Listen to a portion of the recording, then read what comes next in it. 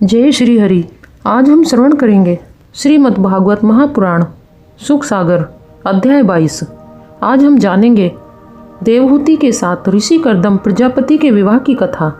महाराज मनु के प्रस्ताव को सुनकर ऋषि कर्दम संकोच में भर उठे।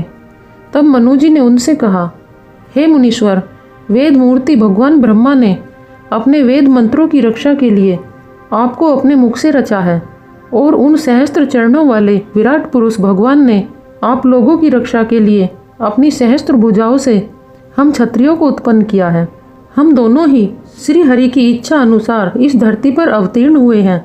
यह मेरा बड़ा भाग्य है जो मुझे आपके दर्शनों का सौभाग्य प्राप्त हुआ। आप कृपया संकोच छोड़ें और मुझ दीन की प्रार्थना स्वीकार कर मेरी कन्या का पाणी ग्रहण करें। यह गृहस्थी उचित कार्यों में सब प्रकार से योग्य है।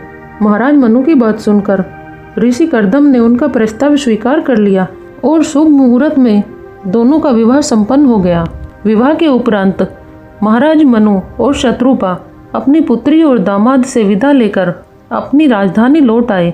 महाराज मनु और महारानी शत्रुपा अपनी राजधानी बहिष्मतिपुरी में आ गए तो वहां उपस्थित देवगण और गंधर्वों ने उनका हार्दिक स्वागत किया और देवहूति के विवाह का समाचार पाकर और भी अधिक आनंदित हो उठे। यह वह स्थान था जहां भगवान वाराह ने पृथ्वी को स्थापित किया था। उस समय भगवान वाराह के शरीर से जो रोम झड़कर वहां गिरे थे, वे रोम ही अब हरे भरे घास के मैदानों के रूप में फैल गए थे। यहीं पर महाराज मनु ने वाराह भगवान की पूजा की थी और इसे अपनी राजधानी के रूप में विकसित किया था। यहीं रहकर मनु जी नित्य श्री हरि के गुणों का गान किया करते थे और उनकी लीला कथाओं को सुना करते थे। हे विदुर जी, भगवान श्री हरि की कथाओं का श्रवण, ध्यान, रचना और निरूपण करते रहने से उनके मनवंतर में व्यतीत होने वाले लक्षण कभी व्यर्थ नहीं जाते थे। हे विदुर जी, जो पुरुष श्री हरि के आश्रित रहता है उसे कभी भी शारीरिक, मानसिक, दैविक, मानुषिक अथवा भौतिक दुखों का सामना नहीं करना पड़ता। मनु जी सदैव लोकहित के कार्यों में लगे रहते थे। उन्होंने मनुष्यों के सभी वर्णों का यथोचित प्रबंध किया था, इसीलिए सभी जीव उनका आदर किया करते थे और निरंतर उनकी स्तुति करते थे। अब आप उनकी कन्या देवहूति का चरित्र सुनिए। मैत्रेय जी ने कहा, हे विदुर जी, माता पिता के चले जाने के उपरांत देवहूति प्रतिदिन अपने पति की इच्छा अनुसार उनकी सेवा करने लगी। वह अत्यंत सादगी के साथ अपना जीवन व्यतीत करती थी। एक दिन कर्दम मुनि ने देवहूति को मलिन अवस्था में देखा तो उससे कहा, हे प्रिय, तुम मेरी सेवा जिस मनोयोग से कर रही हो उससे मैं बहुत प्रसन्न हूँ, परंतु मैं तुम्हें प्रसन्न नहीं देख पा रहा हूँ। तुम्हारे इस श्रृंगार विहीन रूप का क्या कारण हो सकता है? क्या यहाँ रहकर तुम प्रसन्न नहीं हो या कुछ और बात है? इस बात पर देवहूति ने कर्दम मुनि से कहा, हे स्वामी, गृहस्थ जीवन में पति पत्नी का जो दायित्व है आप उसका निर्वाह नहीं कर पा रहे हैं। पति पत्नी का दायित्व है अपने वंश की वृद्धि करना, किंतु आप तो हर समय समाधि में लीन रहते हैं। आपको अपनी पत्नी की ओर देखने का समय ही नहीं है। फिर मैं किसके लिए श्रृंगार करूं? कर्दम मुनि का हृदय अपनी पत्नी की बातें सुनकर दुखी हो उठा। उन्हें लगा कि उनसे बड़ी भारी भूल हो गई है। उन्होंने तत्काल अपनी योग माया से एक विशाल विमान तैयार किया जिसमें तरह तरह की योग सामग्रियों का संग्रह था।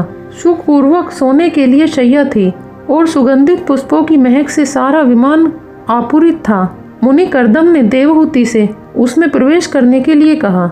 इस पर देवहूति ने अपनी मैली कुचैली धोती की ओर देखा और अपने उलझे हुए केशों पर हाथ फेरा। कर्दम मुनि अपनी पत्नी के भाव को समझकर तत्काल बोले कि वह दिक सरोवर में जाकर पहले स्नान कर ले। देवहूति मुस्कुराकर दिव्य सरोवर में स्नान करने चली गई। वहां जल के भीतर उसने एक अति सुंदर महल देखा। वहां सैकड़ों सुंदरियां तरह तरह के रेशमी वस्त्र पहने और इत्र फुलेल लगाए हुए घूम रही थीं।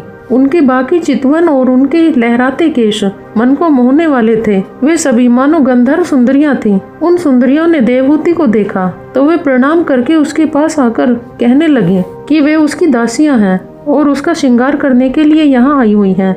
उन्होंने स्वच्छ और सुगंधित जल से रगड़ रगड़ कर देवहूति को स्नान कराया और उसे सुंदर रेशमी वस्त्र पहनाए। फिर उसके पैरों के नख से लेकर शिखा तक सुंदर सुंदर आभूषणों से श्रृंगार किया। आंखों में गजरा लगाया और केशों को फूलों से गूथा। देवहूति का श्रृंगार करके वे उसे जल से बाहर लाई। उसके रूप को देखकर कर्दम मुनि का हृदय चलायमान हो गया। वे उसका हाथ पकड़कर विमान में जा चढ़े। यह विमान मुनि की इच्छा शक्ति से कहीं भी आ जा सकता था। मुनि कर्दम ने देवहूति को धरती के विभिन्न द्वीपों की यात्रा कराई और उसके मन को प्रसन्न किया। उसे तरह तरह के स्वादिष्ट भोज्य पदार्थों का सेवन कराया और रात्रि विश्राम के समय मधुर वचनों से उसका मनोरंजन किया। कुछ दिन भ्रमण के उपरांत वे अपने आश्रम लौट आए। कुछ दिन बीत जाने के बाद जब पता चला कि वह गर्भवती है, मुनि कर्दम और स्वयं उसे यह जानकर बड़ी प्रसन्नता हुई। कर्दम मुनि हर समय देवहूति को प्रसन्न रखने का प्रयास करने लगे। उचित समय आने पर देवहूति ने 9 कन्याओं को एक साथ जन्म दिया। उन्हें देखकर देवहूति का हृदय आनंद से भर उठा, परंतु मुनि कर्दम ने ऐसे समय उन कन्याओं के पालन का भार देवहूति पर छोड़कर स्वयं तपस्या में रत होने की बात कही तो देवहूति का मन आहत हो उठा। उसने कर्दम मुनि से कहा, हे स्वामी, आपने गृहस्थ जीवन के पालन और वंश वृद्धि के वचन को पूरा तो कर दिया, किंतु इन कन्याओं की परवरिश के दायित्व से आप मुंह मोड़ रहे हैं। यह कदापि उचित नहीं है। फिर भी मैं आपकी शरण में हूँ। आप जैसा करना चाहे करें, मैं आपको रोकूंगी नहीं। इन कन्याओं की परवरिश के उपरांत जब ये विवाह योग्य होंगी तब इन कन्याओं के लिए वर खोजने होंगे। आप तो वन में चले जाएंगे, लेकिन आपके पीछे इनकी देखभाल क्या मुझे अकेले ही करनी होगी? प्रिय श्रोतागण, यह था श्रीमद् भागवत महापुराण का पावन प्रसंग। भागवत कथा सुनने से जीवन में शांति, आनंद और भक्ति का संचार होता है। अगर आपको यह कथा अच्छी लगी हो तो इसे दूसरों तक जरूर पहुंचाएं। हमारे चैनल कथा सागर से जुड़ने के लिए वीडियो को लाइक करें, चैनल को सब्सक्राइब करें और बेल आइकन दबाएं ताकि श्रीमद् भागवत की अगली दिव्य कथा आप तक सबसे पहले पहुंचे। हर दिन नई कथा के साथ फिर मिलेंगे। जय श्री कृष्णा।